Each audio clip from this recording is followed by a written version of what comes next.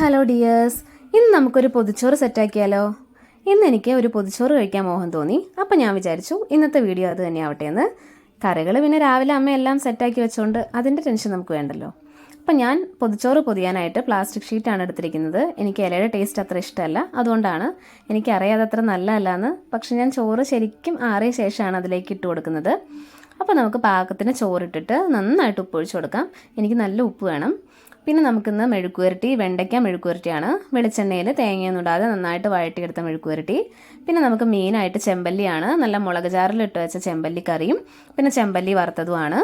പിന്നെ നമുക്ക് അച്ചാറായിട്ട് വലിയ നാരങ്ങ അച്ചാറാണ്. കരുനാരങ്ങ ചെറുതായിട്ട് അരിഞ്ഞിട്ടുള്ള അച്ചാറാണ്. അപ്പം നമ്മുടെ കറികൾ ഇതൊക്കെയാണ്. ഇനി നമുക്ക് പൊതിച്ചോറൊന്ന് സെറ്റാക്കി എടുക്കണം. ഒന്ന് പൊതിഞ്ഞ് സെറ്റാക്കി എടുക്കാം നമ്മുടെ പേപ്പറിൽ. അപ്പോൾ ഉച്ചയ്ക്ക് ഇത് തുറന്നിട്ട് കഴിക്കാനായിട്ട് നല്ല ടേസ്റ്റായിരുന്നു. അപ്പോൾ എല്ലാവരും ഒന്ന് വീട്ടിൽ ട്രൈ ചെയ്ത് നോക്കൂ. Thank you for watching.